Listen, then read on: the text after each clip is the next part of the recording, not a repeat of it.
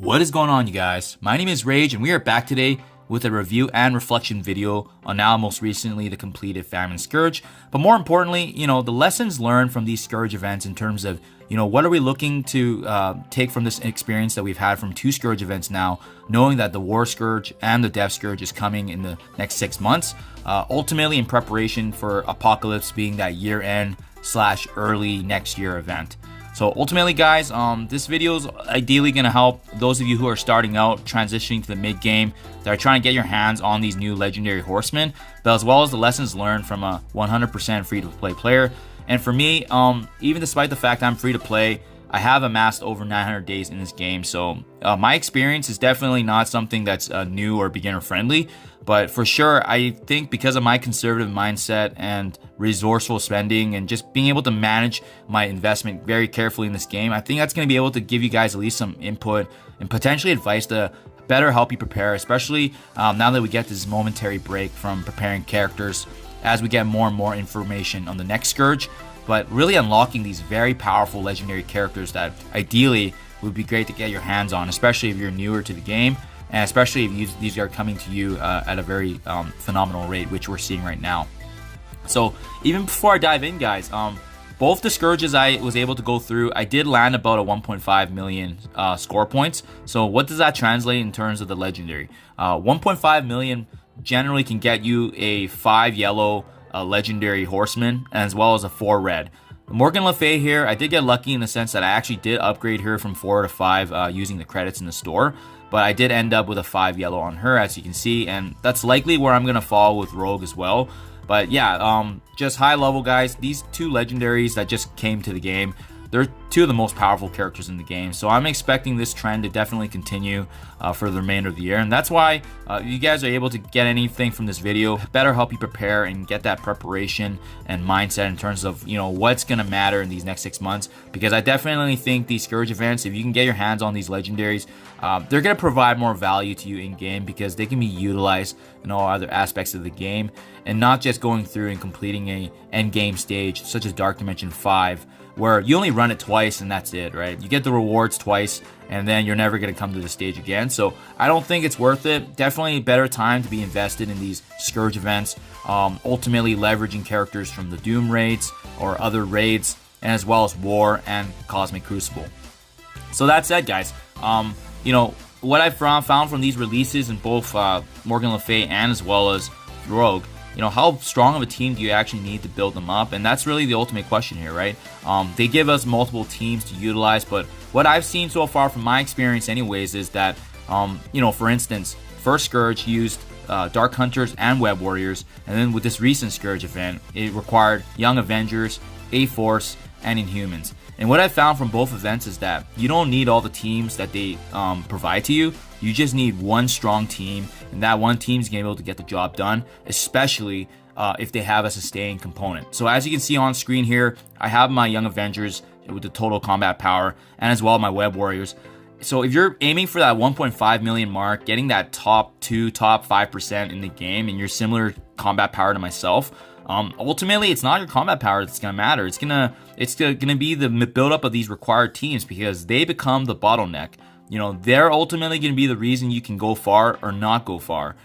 They're gonna be the reason if you can immediately unlock that legendary, or you may have to bank on the fact that the reward that comes at the end of the event, which in this case right now is a couple of days from now, that's going to be what unlocks the legendary ultimately, right? So you have to make that decision. But for you guys watching and those of you who are trying to prepare, how do you know which team to invest in? Well, follow these amazing content creators that we have, right? I think I was talking about the Young Avengers 2 to 3 months before the actual Scourge event even came about. So just an example. In other words, just make sure you guys have a strong resource that you're following, because let the other experts do the work for you guys, right? If we pride ourselves in making these videos, we're going to be taking the time to actually do our research and make sure that we're providing some value to you, right? I think many content creators were, already chanting on how powerful the Young Avengers were. And that's the team that I kind of put my mindset into as well, completely ignoring A-Force, completely ignoring my Inhumans, and Dark Hunters also in the same boat as that. So overall, guys, if you're following for the next Scourge event, just keep an eye out for the research that's going to be done, because once we get more information on what else is going to be required on top of the heroes as Guardians, we're going to make a more definitive answer. But in hindsight, if you're trying to build up your characters and teams in a better level to actually push further, I would highly recommend channeling your resources into one strong team as opposed to two teams, because one strong team is actually going to be able to get the job done, as opposed to two teams that might be able to partially push through and not go all the way to the very end. Next up, what else did we learn? We learned that meta teams are extremely important. So what's a meta team? A meta team is a team that you use throughout the game almost on a daily basis, whether or not they're relevant and actually adding value. And I think that's part of the bottleneck and issue that creates for a lot of players, right? I know some players just go through and they just go through and invest in every character that's of value, right? So for instance, I got a lot of unlimited X-Men down here. I got Madeline Pryor, Magic. I'm just gonna keep scrolling here so you guys can see firsthand, you know, how minimally built my roster is, right? Mighty Thor's here, part of the new heroes as Guardians. Dark Hunters, even, you know, newer reworks like Weapon X with Sabretooth. You know, I know a lot of players have, you know, definitely cracked jokes at me for having such a weak Sabretooth, but in all fairness, I've invested based on the meta in terms of what's provided value to my game modes, and even then, I'm still able to actually go through and unlock two very powerful legendaries given my limited roster creation. Quality meta teams are going to bring you further as opposed to bringing up every single team that you see released. And how are you going to get that information? How are you going to know as a player that which teams to build? You know, which teams matter? Well, it's simple. At the end of the day, it really depends on two things. And ultimately, I think the Doom 2 raids, they do create a very clear picture in terms of the meta. And what does that mean? For the Doom 2 raids, we're broken out into a few sections, right? We have a bio section. We have this global section. We have skill. We have tech, which, by the way, that new at Bionic Avengers is coming out, so it's something to keep an eye out for. And then lastly, we have mutants. If you have 5 really strong, powerful teams that can cover each of these sections, you're going to be pretty well off in a majority of the game modes, because it's a really good segregation of different character traits, but as well as synergies. And by having those 5 different traits, I think that's going to create a really strong portfolio already of characters that you can utilize later on.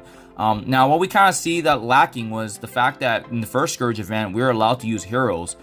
This second one actually took that away from us, highly focusing on city-based characters as well as mutants, which created a huge bottleneck. But fortunately, because we had a strong, astonishing X-Men team, even me, for myself, I didn't have Uncanny X-Men built up or Unlimited. My Astonishing still pushed me through all the way, ultimately landing me that 1.5 million points. So my point is, guys, if you want a strong foundation, highly do some research on what's going to be successful in the Doom 1 and Doom 2 raids, because it's going to create a really strong foundation of these different powerful characters that are meta, that are going to be able to have that backing to actually push you through in a lot of the game content. And that's going to include the Doom raids, that's going to include War, Cosmic Crucible, and as well as Dark Dimension. So I think that's going to create a lot of dividends for you if you invest and research which characters those are, and ultimately that's going to be leveraged as a strong backing for when the next Scourge event does come around. A simple example would be, you know, having characters like the Secret Avengers, having characters like Cloak and Dagger being part of that city mixture, but they're also mystics, so they can be used later on if different requirements come, right? Another strong meta is definitely taking a look at some of the legendaries. Now, I remember with this recent Scourge event, what was it? We had a specific villain section where I think a lot of folks were having a hard time with this, because when you go through the villains area, there's not a lot of strong, powerful villains that you can definitely leverage that are game-changing, right? Dr. Doom, Morgan Le Fay, Omega Red. 3 of the strongest and most powerful characters in the game, but if you don't have them, those nodes that we went through, they would have been extremely difficult. So that's what I mean. That's a very clear example of how the meta does matter, because having access to these characters can ultimately really change your experience in terms of how you push through those nodes. It can be night and day, definitely, for someone that has them or does not have them. Next up, guys, saving resources and investing smart, not wise. So kind of back to my earlier comment that kind of leveraged it already, but you can see here 116 million gold, 11,000 power cores, and honestly speaking, it's just because I don't spend it too much. Now, that doesn't necessarily mean I don't spend money in the game in terms of the resources here. So, gold, I mean, not money. I can still max out the high roller milestones. This is generally actually where I end up, the 2.375 milestone 15, because it allows me to at least get a lot of these different side benefits and resources But otherwise, I generally never go over just because it helps me kind of budget for gold, right? Now, another key reason why you don't want to just go ahead and invest in every character that comes out is because I'm sure you guys have seen it, but the biggest bottleneck in this game is not gold. It's actually training material. So if I go hit training here, these are all really limited materials. And the more you actually invest in them, as you can see, fully utilizing and bringing a character from level 1 to 87 is going to take up such a majority of these different materials, right? So you really do have to be smart. And this point ties back to understanding the meta and understanding teams that's going to be able to provide you value in not just one game mode, but characters that you're going to be able to leverage in other aspects. I think another great way, you guys, I should have pointed this earlier, is if you want to see which characters are actually used in the end game as well, what I do like about the Dark Dimension is that they always do kind of showcase for you, you know, the history of characters used, right? So if you hit go, and I go ahead here, and let's just say, let's go back to the very beginning, and you want to see how the attempts look, and then grab the little graphic chart here. It does show you what previous players have used here, and this gives you a good sense because some of the top players use only the top characters for these team combinations because they would have them built up, especially for the long game, right? So this is a really good way to get a sense of, you know, what characters are being built. Mind you, some of them may not be accurate at times. For instance, number 10 here, utilizing Luke Cage and Colleen Wing. I personally would not recommend that just because they're not really used in other aspects of the game. But you can see that there's going to be a consistent theme and pattern, right? You know, characters like Morgan Le Fay, Doctor Doom, Omega Red, Icarus, Cersei, so forth. So, I mean, by getting that understanding, the more familiarity you guys see with certain characters constantly being used, that's going to really develop that foundation that you know who to build up. That's going to be pretty much a no-brainer, but as well, using those resources very smartly, and that way you're ensuring that you have materials and gear ready to go when the next information does get released on the next Scourge event. And then, last but not least, guys, the biggest component with the Scourge events is honestly time.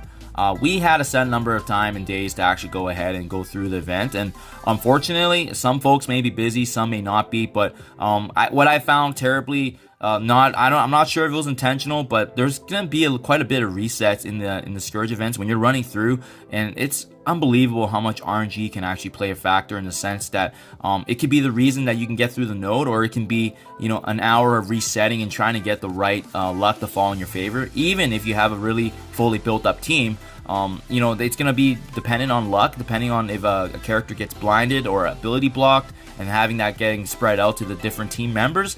That can be the difference between you actually pushing through the node or getting wiped in a one-shot attack, right?